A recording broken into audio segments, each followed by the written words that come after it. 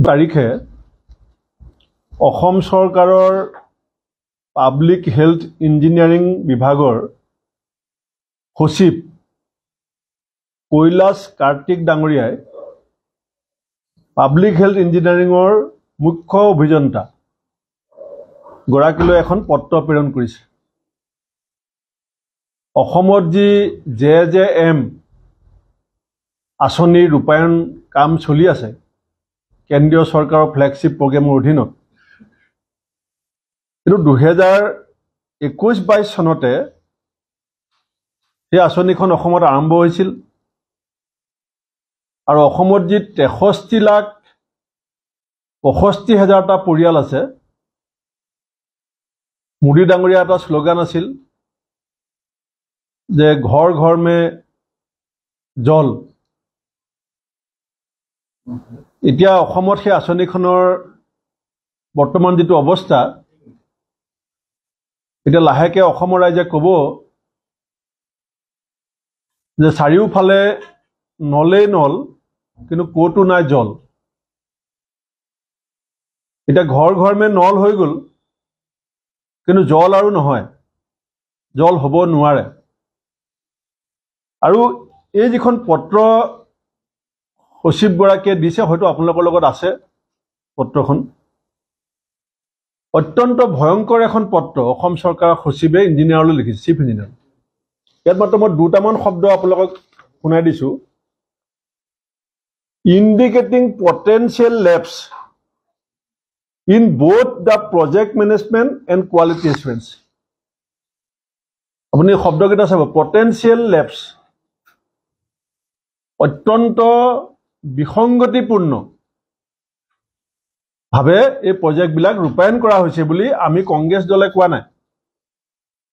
অসম চৰকাৰৰ public health ইঞ্জিনিয়াৰিঙৰ সচিবে কৈছে যে potential lapse in project management and quality assurance, অৰ্থাৎ ইয়াত ব্যৱহাৰ কৰা প্ৰত্যেকটো পাইপৰ কথাই কওক, বিভিন্ন ব্যৱহাৰ হোৱা যিখিনি সামগ্ৰীৰ কথা কওক, তাৰ কোৱালিটি সম্পৰ্কত আৰু তাৰ মানদণ্ড সম্পৰ্কত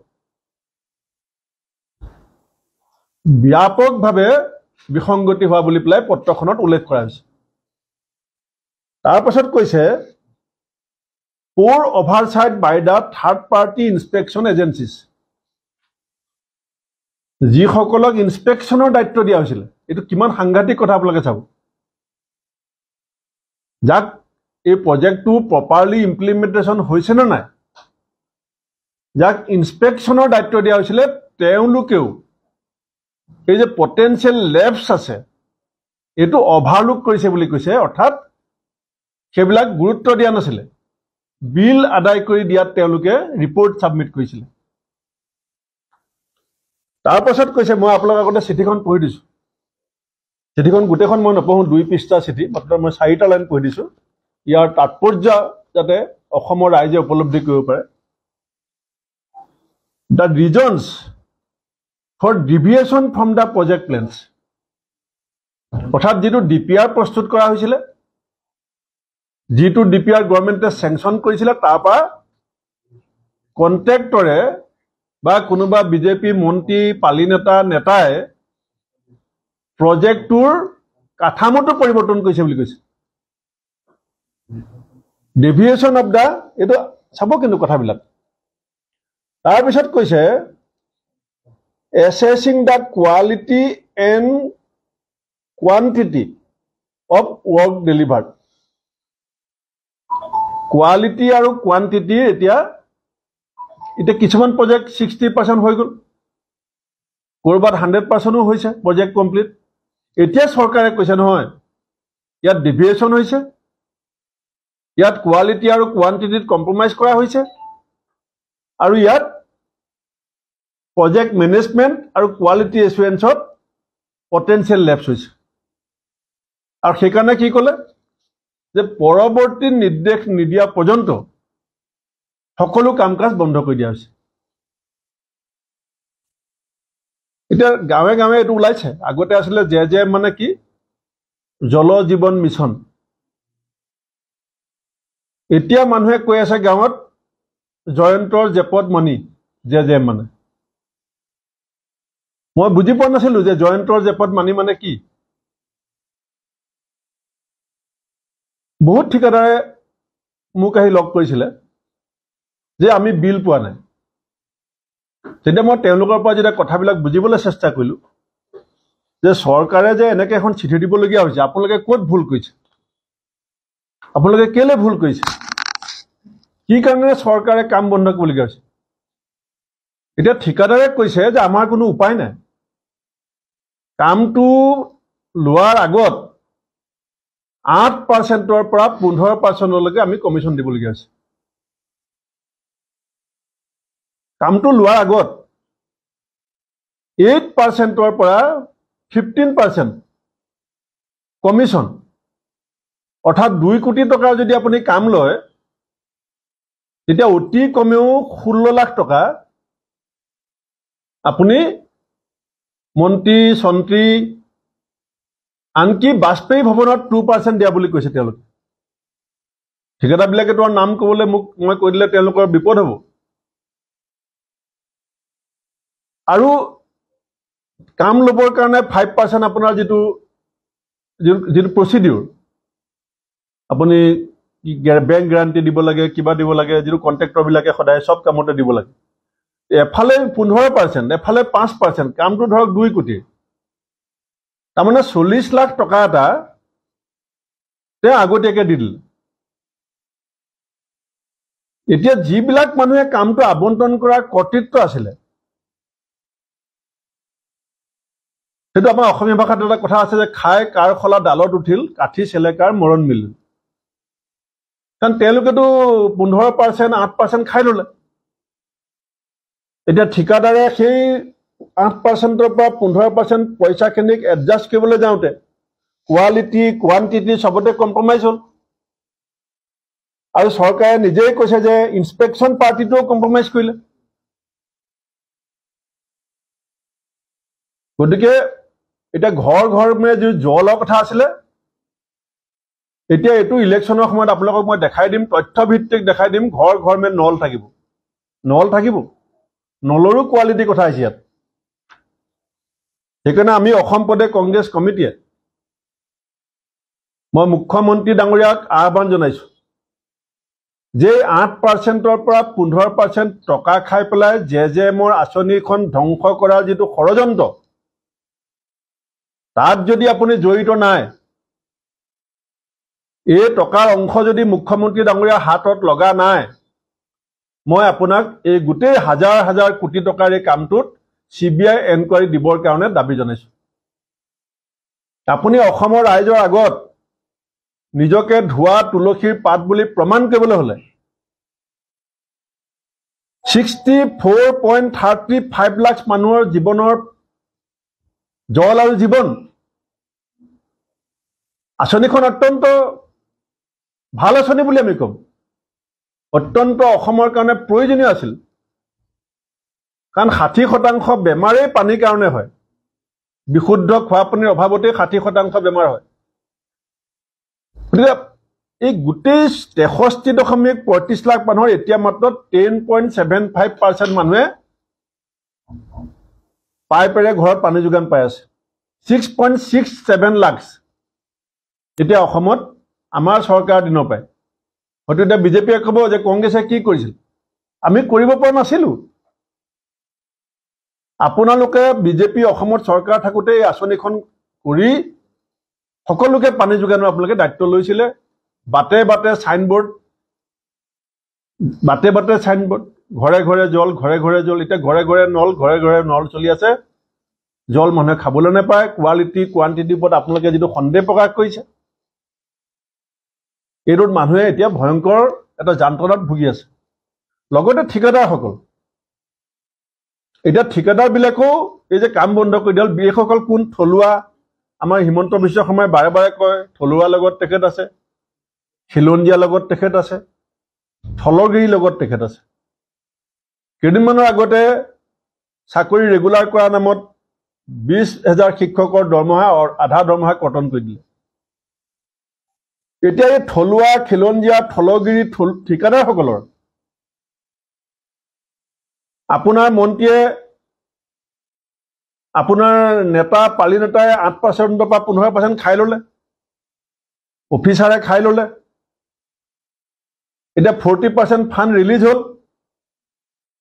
এতিয়া বাকী 60% আনটিল ফাৰ্ডাৰ অৰ্ডাৰ এতিয়া কোনো সম্ভাৱনা ইয়াত নাই, কাৰণ এই টকা নাহে, এই টকা আহিব নোৱাৰে দিল্লীৰ পৰা। কালি মুখ্যমন্ত্ৰীয়ে কি কৈছে যে কাম নহ'লে পইচা ঘূৰাই ল'ব লাগিব, কাৰণ পইচা পৰি থাকিলে কণী নেপাৰে। কালি মুখ্যমন্ত্ৰীয়ে কৈছে, এইটো মুখ্যমন্ত্ৰীয়ে মানি লৈছে যে য'ত য'ত পুঁজি আবণ্টন দিয়া হৈছিলে বিভিন্ন কামৰ কাৰণে, বিভিন্ন শিতানত, তাত কি কৈছে মুখ্যমন্ত্ৰীয়ে, কাম কৰিব পৰা নাই কাৰণে পুঁজিটো মই ঘূৰাই লৈছো, মই পইচা পেলাই থম নেকি কণী পাৰিবৰ কাৰণে? হিমন্ত বিশ্ব শৰ্মা ডাঙৰীয়া, আপুনি মানি ল'লে যে অসমৰ বিভিন্ন বিভাগবিলাকক পুঁজি ব্যৱহাৰ কৰিবৰ কাৰণে আপোনাৰ যিটো চৰকাৰী নিয়ন্ত্ৰণ লাগে, এখন প্ৰশাসন ব্যৱস্থাক নেতৃত্ব দিবৰ কাৰণে যিটো দক্ষতা লাগে, সেই ব্যৱস্থাটোৰ ওপৰত আপোনাৰ নিয়ন্ত্ৰণহীনতা, আপোনাৰ দক্ষতাহীনতা, আপুনি পইচাৰ কণী নেপাৰে বুলি কৈ স্বীকাৰ কৰিছে। আপুনি কি কাৰণে পইচা ঘূৰাই ল'ব বিচাৰিছে? আপোনাৰ বিত্তমন্ত্ৰীয়ে কি কৈছে, আমি ইউচি দিব লাগে, ইউটিলাইজেশ্যন চাৰ্টিফিকেট দিব লাগে। তাৰমানে the first priority of the state government is to collect Yuezhi. যদি ইউচি দিয়াটো আপোনালোকৰ প্ৰায়ৰিটি হয়, তে কমপ্লিশ্যন অফ দ্য ৱৰ্কটো আপোনালোকৰ প্ৰায়ৰিটি কিয় নহয়? আবণ্টিত ধন যিটো আঁচনিৰ বিপৰীতে দিয়া হৈছিলে, সেই আঁচনিখন সম্পূৰ্ণ কৰি পেলাই 100% টকা ব্যৱহাৰ কৰা ইউচিখন দিয়াত আপোনাৰ ব্যৰ্থতা আৰু আপোনাৰ নিয়ন্ত্ৰণহীনতা, এইটো আপুনি মানি লৈছে। অৰ্থাৎ প্ৰশাসন যন্ত্ৰৰ ওপৰত আপোনাৰ নিয়ন্ত্ৰণ নাই। আপুনি এটা বিভাগে, আৰু ইয়াৰ কাৰণে সমগ্ৰ ৰাজ্যখনৰ যিটো আন্তঃগাঁথনি, যি বিষয়বিলাকত আপুনি পইচা, ধৰক এখন ইউনিভাৰ্চিটিৰ এটা হোষ্টেলৰ কাৰণে 10 কোটি টকা দিয়া হৈছিল, তাত যদি 20% পইচা ব্যৱহাৰ হোৱা নাই, তাৰমানে হোষ্টেলটোৰ 20% ইনকমপ্লিট। আৰু আপুনি ইউচি দিয়াৰ স্বাৰ্থত যদি 20% টকাটো ঘূৰাই লয়, তেতিয়াহ'লে অনাদি অনন্ত সময়ৰ কাৰণে সেইটো ইনকমপ্লিট হৈ থাকিব। Are you not responsible for date? আপুনি যে চিফ মিনিষ্টাৰ, মুখ্যমন্ত্ৰী, আপোনাৰ মুখ্য দায়িত্ব কি? আপোনাৰ চিফ প্ৰায়ৰিটি কি? ইউচি দিয়া কেন্দ্ৰীয় চৰকাৰক, যাতে নেক্সট ইনষ্টলমেণ্টটো উলিয়াই দিব লাগে। তাৰ কাৰণে অসমৰ সকলো আঁচনি ধ্বংস হৈ যাওক। আজি সেইকাৰণে মই CBI ইনকুৱাৰী কিয় বিচাৰিছোঁ? গভৰ্ণমেণ্ট অফ আছামৰ ছেক্ৰেটেৰীয়ে চিফ ইঞ্জিনিয়াৰক কৈছে যে পটেঞ্চিয়েল লেপছ হৈছে, আৰু ইনভেষ্টিগেশ্যন ইনস্পেকশ্যন টিমটোৰ কথা কৈছে যে they compromise, they overlook the corruption. Inspection এজেঞ্চিটোৰ বিৰুদ্ধে হৈছে। কণ্ট্ৰেক্টৰে কৈছে যে আমি 8% বা 15% পইচা দি পেলাই কাম লৈছোঁ।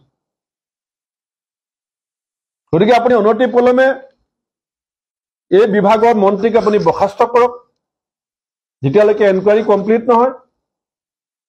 আৰু মই আজি আপুনি জড়িত বুলি কোৱা নাই, কাৰণ আপুনি বহুত কথা নাজানে। জনা হ'লে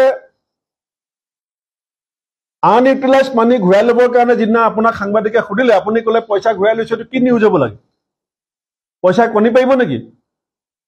অসমৰ সংবাদ মাধ্যমে যেতিয়া এটা সঁচা আপোনাৰ ব্যৰ্থতা, চৰকাৰী বিষয়াৰ ওপৰত নিয়ন্ত্ৰণহীনতা, প্ৰশাসনিক দক্ষতাহীনতা যেতিয়া প্ৰকাশ কৰে, তেতিয়া আপুনি সাংবাদিকক ধমকি দিয়ে যে এইটো নিউজ কেনেকৈ হ'ব? এইটো নিউজ কিয় নহ'ব? অসমৰ নামত আবণ্টিত পইচা অসমে কিয় ঘূৰাই দিব আপোনাৰ ব্যৰ্থতাৰ কাৰণে? আৰু অসমৰ এই যে প্ৰায় 50 লাখ মানুহে যে পানী খাবলৈ নাপাব, তাৰ দায়িত্ব কোনে ল'ব? সেইকাৰণে মই অসম প্ৰদেশ কংগ্ৰেছ কমিটিৰ সভাপতি হিচাপে আৰু অসম সন্মিলিত মঞ্চ সভাপতি হিচাপে আমি এইটো CBI এনকুৱাৰী বিচাৰিছোঁ আৰু CBI এনকুৱাৰী বিচাৰাৰ ক্ষেত্ৰত যদি মুখ্যমন্ত্ৰীয়ে সহমত প্ৰকাশ নকৰে আমি CBI অফিচলৈকে যাম আমাক সিমান পৰ্যায়লৈকে যোৱালৈকে বাধ্য নকৰিব ইয়াৰ লগত মানুহৰ জীৱন যাপনৰ মানদণ্ড জড়িত হৈ আছে কোনোবাই মিনাৰেল ৱাটাৰ খাই আছে কোনোবাই একুৱাগাৰ্ডৰ পানী খাই আছে আৰু কোনোবাই জলজীৱনৰ পানী খাম বুলি আশা কৰি আছে আপোনাৰ কেইজনমান নেতা পালিনতা ঘনিষ্ঠ ব্যক্তিৰ কাৰণে অসমৰ নামত আবণ্টিত এই হাজাৰ হাজাৰ কোটি টকাক আমি অপব্যৱহাৰ দিয়াৰ কথাটো চকুমুদি বহি নাথাকো এইখিনি মোৰ ক'বলগীয়া আৰু এটা কথা ভাবিছো যে জল জীৱন মিছনৰ যিবিলাক কাম ঠিকাদাৰবিলাকে লৈছিলে কমিশ্যনটো আগতীয়াকৈ দিবলগীয়া হৈছিলে বুলিও এটা চৰ্চা চলিছিলে বা কমিশ্যনটো আগতীয়াকৈ দিলেহে ঠিকাটো পায় চৰ্চা চলিছিলে নহয় এইটো চবেই জানে সকলোৱে জানে কোনেও মুখ খুলি ক'বলৈ সাহস কৰা নাই CBI এনকুৱাৰীলৈ চব ওলাই যাব যে 8%ৰ পৰা 50% কমিশ্যন লোৱাৰ পিছত কাম আবণ্টন দিয়া হৈছে ইয়াত বিভিন্ন ৰাজনৈতিক দলৰ নেতাকৰ্মী জড়িত আছে ইয়াত সমষ্টি ভিত্তিকো বহুতক কমিশ্যন দিবলগীয়া হৈছে কাম কেনেকৈ ঠিকাদাৰে কৰিব কেনেকৈ কোৱালিটি মেইনটেইন কৰিব এতিয়া এইবিলাক চব বগা হাতীত পৰিণত হ'ব সেইকাৰণে আমি CBI এনকুৱাৰী বিচাৰিছোঁ হ'ব ধন্যবাদ আজি বেলেগ কথা নকওঁ নগাঁৱত কৈ দিম হ'ব